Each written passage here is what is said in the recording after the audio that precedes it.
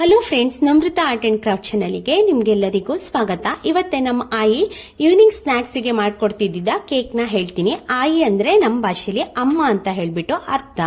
ಹಾಗಿದ್ರೆ ಇದು ಪಾಪ್ಯುಲರ್ ಗೋವಾದಲ್ಲಿ ಮಾಡುವಂತಹ ಈವ್ನಿಂಗ್ ಸ್ನಾಕ್ಸ್. ಮೊದಲಿಗೆ ನಾನು ತಗೊಂಡಿರೋದು ಈ ಬಟರ್ ಪೇಪರು, ಬೇಕಿಂಗ್ ಪೇಪರ್ನ ನೀವು ತಗೋಬೇಕು. ನಿಮ್ ಟಿನ್ ಯಾವ ಸೈಜ್ ಅಲ್ಲಿ ಇರುತ್ತಲ್ಲ, star shape, heart shape, triangle, square, ನೀವು ಯಾವ ಶೇಪ್ ಅಲ್ಲಿ ತಗೋತಿರಲ್ಲ ಕೇಕ್ ಮೌಲ್ಡ್, ಆ ಶೇಪ್ ಅಲ್ಲಿ ಈ ನೀವು ಏನ್ ತಗೊಂಡಿರ್ತೀರಲ್ಲ ಬಟರ್ ಪೇಪರ್ನ, ಅದನ್ನ ನೀಟಾಗಿ ಕಟ್ ಮಾಡ್ಕೊಳ್ಳಿ. ನೀವು ಸರ್ಕಲ್ ಶೇಪ್ ಇದೆ, ಸರ್ಕಲ್, ಸ್ಟಾರ್, ಯಾವ್ದು ನಿಮ್ಗೆ ಯಾವ ಬೇಕೋ ಆ ಶೇಪ್ನ ಕಟ್ ಮಾಡ್ಕೊಂಡು ನೀಟಾಗಿ ಅದರಲ್ಲಿ ನೀವು ಫಿಕ್ಸ್ ಮಾಡ್ಕೊಳ್ಳಿ. ಕೆಲವೊಬ್ರು ಸ್ವಲ್ಪ ಆಯಿಲ್ನ ಕೂಡ ಹಾಕೋತಾರೆ, ನಾನೇನು ಹಾಕೋತಾ ಇಲ್ಲ. ಹಾಗೆ ನೀವು ಬಟರ್ ಪೇಪರ್ನ ಮೌಂಟ್ ಮಾಡ್ಕೊಳ್ಳಿ. ಈಗ ಒಂದು ಬೌಲ್ನ ತಗೊಂಡು ಅದಕ್ಕೆ ನಾನಿಲ್ಲಿ ಹಣ್ಣಾಗಿರುವಂತಹ 3 ಬಾಳೆಹಣ್ಣನ್ನ ತಗೋತಾ ಇದ್ದೀನಿ. ಅದನ್ನ ನೀಟಾಗಿ ನೀವು ಯಾವ ಬಾಳೆಹಣ್ಣು ಬೇಕಾದ್ರೂ ತಗೋಬಹುದು. ನೀವು ಚಿಕ್ಕದು ಏಲಕ್ಕಿ ಬಾಳೆಹಣ್ಣು ಅಂತ ಹೇಳ್ತಾರಲ್ಲ, ಅದನ್ನ ಬೇಕಾದ್ರೂ ತಗೋಬಹುದು, ಅಥವಾ ಉದ್ದ ಬಾಳೆಹಣ್ಣ ಯಾವ್ದು ಬೇಕಾದ್ರೂ ನೀವು ಬಾಳೆಹಣ್ಣನ್ನ ತಗೋಬಹುದು. ಸ್ವಲ್ಪ ಹಣ್ಣಾಗಿದ್ರೇನೆ ತುಂಬಾ ಒಳ್ಳೇದು. ನನ್ನ ಆಯಿ ಯಾವಾಗ್ಲೂ ಇದನ್ನ ಸಂಜೆ ಸ್ನಾಕ್ಸ್ ಆಗಿ ಮಾಡ್ತಿದ್ರು.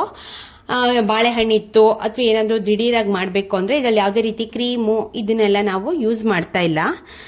ನೀವು ಫಸ್ಟ್ ಈ ಬಾಳೆಹಣ್ಣನ್ನ ಚೆನ್ನಾಗಿ ತಗೊಂಡು ಅದನ್ನ ಚೆನ್ನಾಗಿ ಒಂದು ಫೋರ್ಕ್ ತಗೊಂಡು ಮ್ಯಾಶ್ ಮಾಡ್ಕೋಬೇಕು. ಯಾವುದೇ ರೀತಿ ದಪ್ಪ ದಪ್ಪ ಇರಬಾರ್ದು, ನೀಟಾಗಿ ಸ್ಮೂತ್ ಆಗಿ ಅದನ್ನ ಸ್ವಲ್ಪ ಮ್ಯಾಶ್ ಮಾಡ್ಕೊಳ್ಳಿ. ಅದಾದ್ಮೇಲೆ ನಾನಿಲ್ಲಿ ಬ್ರೌನ್ ಶುಗರ್ನ ತಗೋತಾ ಇದ್ದೀನಿ. ಇಲ್ಲಿ ನಾನು ಬ್ರೌನ್ ಶುಗರ್ನ ಹಾಫ್ ಕಪ್ 1/4 ಕಪ್ನ ತಗೋತಿದ್ದೀನಿ. ಅಂದ್ರೆ ಅಂದಾಜು 50 ಗ್ರಾಮ್ ಅಷ್ಟು. ಇಲ್ಲಿ ನಾನು ಆರ್ಗ್ಯಾನಿಕ್ ಬ್ರೌನ್ ಶುಗರ್ನ ತಗೊಂಡಿರೋದು. ನಾನಿಲ್ಲಿ ಹಾಕ್ತಿರೋ ಬ್ರೌನ್ ಶುಗರ್ 1/4 ಕಪ್ ಅಷ್ಟು ಶುಗರ್ನ ಹಾಕ್ತಾ ಇದ್ದೀನಿ. ಅಂದ್ರೆ ಅರೌಂಡ್ 50 ಗ್ರಾಮ್ ಅಷ್ಟು ಶುಗರ್ನ ಹಾಕ್ತಾ ಇದ್ದೀನಿ. ಇದಾದ್ಮೇಲೆ 1 ಸ್ಪೂನು ನೀವು ಮಿಲ್ಕ್ ಪೌಡರ್ನ ಹಾಕಿ, 1 ಸ್ಪೂನ್ ಆದ್ರೂ ಹಾಕ್ಬಹುದು ಅಥವಾ 2 ಸ್ಪೂನ್ ಆದ್ರೂ ನೀವು ಮಿಲ್ಕ್ ಪೌಡರ್ನ ಹಾಕಿ. ಅದಾದ್ಮೇಲೆ ನಾನು 1 ಟೀ ಸ್ಪೂನ್ ಅಷ್ಟು ಬೇಕಿಂಗ್ ಪೌಡರ್ನ ಹಾಕ್ತಾ ಇದ್ದೀನಿ. ಅದಾದ್ಮೇಲೆ ನಾನು 1 ಟೀ ಸ್ಪೂನ್ ಅಷ್ಟು ಬೇಕಿಂಗ್ ಸೋಡಾವನ್ನ ಸಹ ಹಾಕ್ತಾ ಇದ್ದೀನಿ. ನಾನು ತಗೊಂಡಿರುವಂತಹ ಬೇಕಿಂಗ್ ಪೌಡರು ಮತ್ತೆ ಬೇಕಿಂಗ್ ಸೋಡಾ ಈ ಕಂಪ್ನಿದು ನಾನು ತಗೊಂಡಿದ್ದೀನಿ. ನೀವು ಬೇಕಿಂಗ್ ಸೋಡಾ ಮತ್ತೆ ಬೇಕಿಂಗ್ ಪೌಡರ್ ಹಾಕಿದ್ರೆ ಮಾತ್ರ ಕೇಕ್ ಯಾವಾಗ್ಲೂ ಸಾಫ್ಟ್ ಆಗಿ ಬರುತ್ತೆ. ಅದಕ್ಕೋಸ್ಕರ ಅದೆರಡನ್ನು ಸ್ಕಿಪ್ ಮಾಡ್ಬಿಡಿ. ಸ್ವಲ್ಪ ಟೇಸ್ಟಿಗೋಸ್ಕರ ಸ್ವಲ್ಪ ಒಂದು ಪಿಂಚಷ್ಟು ಸಾಲ್ಟ್ ನ ಕೂಡ ಹಾಕ್ತಿದ್ದೀನಿ. ಇಲ್ಲಿ ನಾ ½ ಟೇಬಲ್ ಸ್ಪೂನ್ ಹಾಕಿದ್ದೀನಿ. ಇವಾಗ ನೀವು ಮೆಲ್ಟೆಡ್ ಬಟರ್ನ ಹಾಕಬೇಕು. ಅದನ್ನ ನಾನಿಲ್ಲಿ 1/3 ಕಪ್ ಅಷ್ಟು ತಗೊಂಡಿದ್ದೀನಿ. ಅರೌಂಡ್ 75 ಗ್ರಾಮ್ ಅಷ್ಟು ನಾನು ಮೆಲ್ಟೆಡ್ ಬಟರ್ನ ಹಾಕ್ತಾ ಇದ್ದೀನಿ. ಇಲ್ಲಿ ನಾನು ತಗೊಂಡಿರೋದು ಅಮೂಲ್ ಬಟರ್ ಕ್ರೀಮ್ನ ಇಲ್ಲಿ ನಾನು ಹಾಕ್ತಿದ್ದೀನಿ. ಅದಾದ್ಮೇಲೆ ನಾನು 1 ಟೀ ಸ್ಪೂನ್ ಅಷ್ಟು ವೆನಿಲಾ ಎಸೆನ್ಸ್ ಕೂಡ ಹಾಕ್ತಾ ಇದ್ದೀನಿ. ನೀವು ಫ್ಲೇವರಿಗೋಸ್ಕರ ಹಾಕೋದು, ನೀವು ಬೇಕಾದ್ರೆ ಸ್ಕಿಪ್ ಕೂಡ ಮಾಡಬಹುದು. ಅದಾದ್ಮೇಲೆ ನಾನಿಲ್ಲಿ ½ ಕಪ್ ಅಷ್ಟು ಶುಗರ್ನ ತಗೊಳ್ತಾ ಇದ್ದೀನಿ. ಅದು ಅರೌಂಡ್ 100 ಗ್ರಾಮ್. ಪ್ರತಿಯೊಂದನ್ನ ನಾನು ಇಲ್ಲಿ ಇಂಗ್ರೀಡಿಯೆಂಟ್ಸ್ ನ ಡಿಸ್ಕ್ರಿಪ್ಷನ್ ಅಲ್ಲಿ ಹಾಕಿರ್ತೀನಿ. 1 ಕಪ್ ಅಷ್ಟು ಗೋಧಿ ಹಿಟ್ಟನ್ನ ತಗೋತಾ ಇದ್ದೀನಿ. ಅರೌಂಡ್ 200 ಗ್ರಾಮ್ ಅಥವಾ 250 ಗ್ರಾಮ್ಸ್ ಅಷ್ಟು ಇದನ್ನ ನಾನು ತಗೋತಾ ಇದ್ದೀನಿ. ಹಾಲು ½ ಕಪ್ 120 ml ಅಷ್ಟು ಮಿಲ್ಕ್ ಅನ್ನ ತಗೋತಿದ್ದೀನಿ. ಕಡೆಗೆ ನೀವು ಇದಿಷ್ಟನ್ನು ಮಿಕ್ಸ್ ಮಾಡಾದ್ಮೇಲೆ ಚೆನ್ನಾಗಿ ಮ್ಯಾಶ್ ಮಾಡಿ ಮತ್ತೆ ಇದನ್ನೆಲ್ಲ ಚೆನ್ನಾಗಿ ಮಿಕ್ಸ್ ಮಾಡ್ಕೋಬೇಕು. ನಾನೇನ್ ಮಾಡ್ತಿದ್ದೀನಿ ಅಂದ್ರೆ ಇದನ್ನಿಷ್ಟನ್ನು ಮಿಕ್ಸಿಗೆ ಹಾಕಿ ಮಿಕ್ಸ್ ಮಾಡ್ಕೊಂಡೆ, ಬೇಗ ಆಗ್ಲಿ ಅಂತ ಹೇಳ್ಬಿಟ್ಟು. ಅದಾದ್ಮೇಲೆ ನೀವು ಆಲ್ರೆಡಿ ರೆಡಿ ಮಾಡ್ಕೊಂಡಿರ್ತೀರಲ್ಲ ಬಟರ್ ಪೇಪರ್ ಹಾಕಿ ಮೌಲ್ಡ್ ಒಳಗೆ ಅದನ್ನ ನೀಟಾಗಿ ಪೋರ್ ಮಾಡಿ.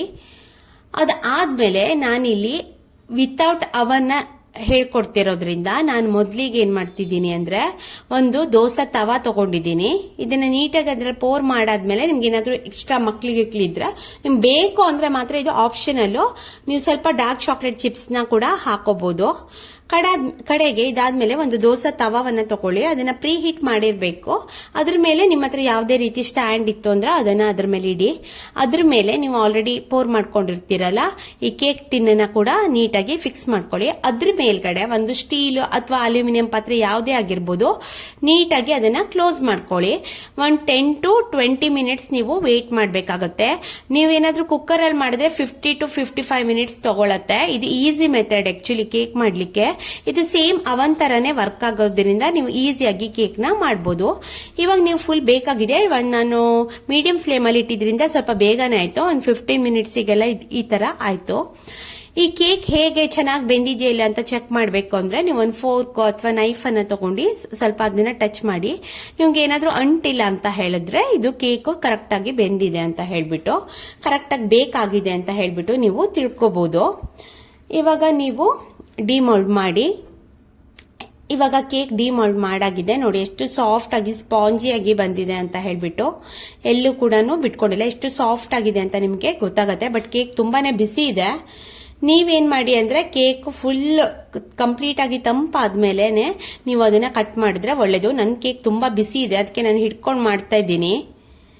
ನೀವು ಈ ತರ ಮಾಡ್ಬಿಡಿ, ಸ್ವಲ್ಪ ತಣ್ಣಗಾದ್ರೆ ನೀವು ಈಸಿಯಾಗಿ ಕಟ್ ಮಾಡ್ಬೋದು ಕೂಡ. ನಂದು ಸಿಕ್ಕಾಪಟ್ಟೆ ಬಿಸಿ ಇದೆ, ಅದರಿಂದ ಹೊಗೆ ಕೂಡ ಬರ್ತಾ ಇದೆ ನೋಡಿ, ನಿಮ್ಗೆ ಕಾಣಿಸ್ತಾ ಇರ್ಬೋದು.